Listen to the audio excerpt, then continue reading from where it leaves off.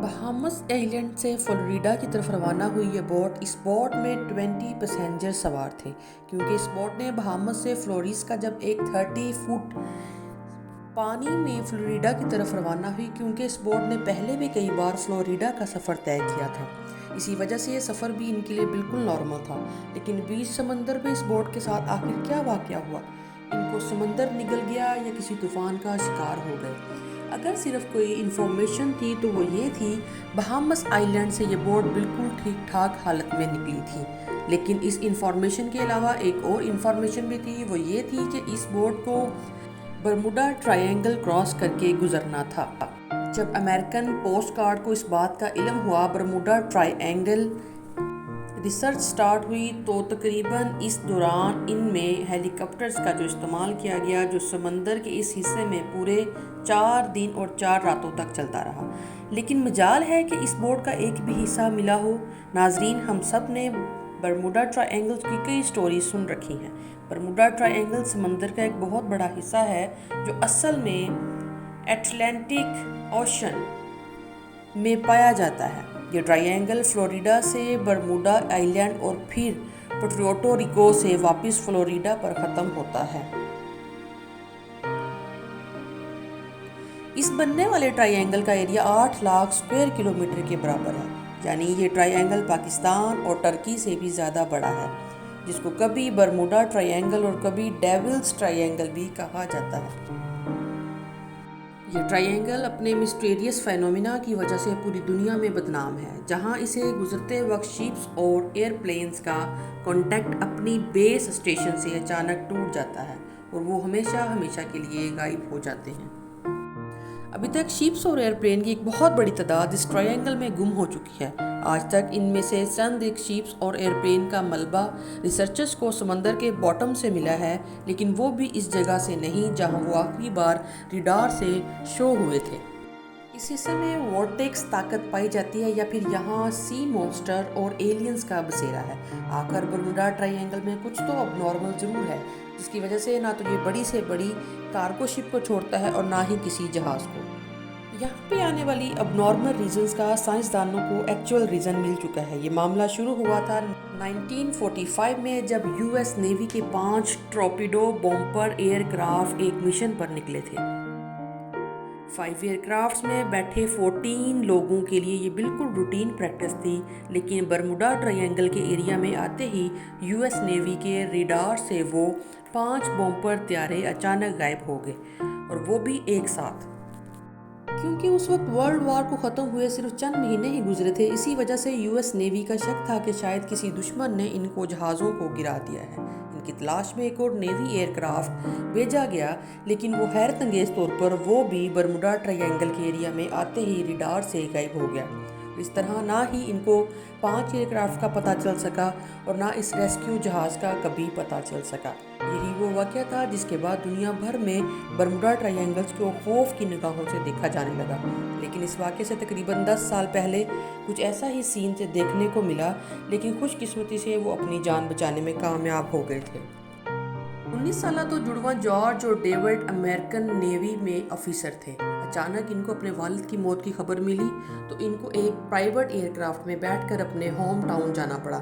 ابھی جہاز Bermuda triangle کے اوپر پہنچنے میں صرف 20 منٹ ہی گزرے تھے کہ پائلٹ ان کو بتایا کہ جہاز کے تمام انسٹرومنٹس کام کرنا چھوڑ گئے ہیں۔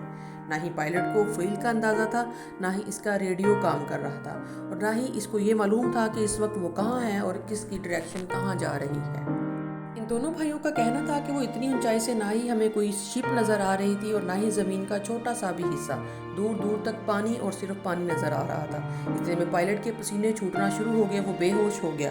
لیکن خوش قسمتی تھی کہ جہاز میں زمین کو پائلٹ پر موجود کو پائلٹ بھی موجود تھا، جس نے جہاز کو کنٹرول سنبھال لیا، اور چند گھنٹوں کی اس خوفناک پرواز کے بعد آخر کار ان کو زمین نظر آنا شروع ہوئی، جہاں جہاز کو ایمرجنسی لینڈ کر لیا گیا۔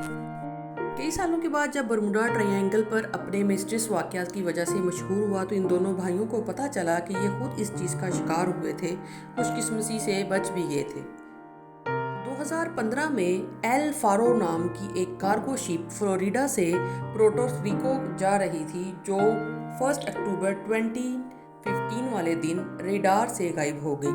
यूएस फोर्स गार्ड और एयर फोर्स ने एक कंबाइंड सर्च ऑपरेशन किया और पूरे 1 महीने की सर्च के बाद सतह समंदर से पूरे 15,000 फीट नीचे समंदर के बॉटम पर पाई गई। शिप के कैप्टन जब आखिरी कांटेक्ट हुआ था तब ऐसा लग रहा था शिप में पानी आ चुका है।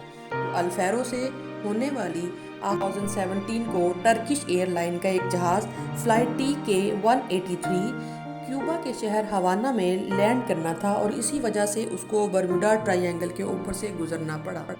लेकिन अचानक पायलट ने कंट्रोल रूम टावर को रिपोर्ट किया कि जहाज़ बिल्कुल अबनॉर्मल बिहेव कर रहा है, जिसकी वजह से पायलट ने जहाज़ का रुख बदल लिया और हवाना की बजाय ड्यूल्स एयरपोर्ट पर जहाज़ लैंड कर 440 पैसेंजर्स की जान बचा ली। इस तरह के और भी कई इंसिडेंट्स बर्मुडा ट्रायंगल की हदूद में आ चुके हैं। कई तो इंसिडेंट्स रिपोर्ट हुए हैं जिनकी लिस्ट विकीपीडिया पर मौजूद है, लेकिन चंद इंसिडेंट्स तो ऐसे भी थे जो आज तक कभी रिपोर्ट नहीं हुए।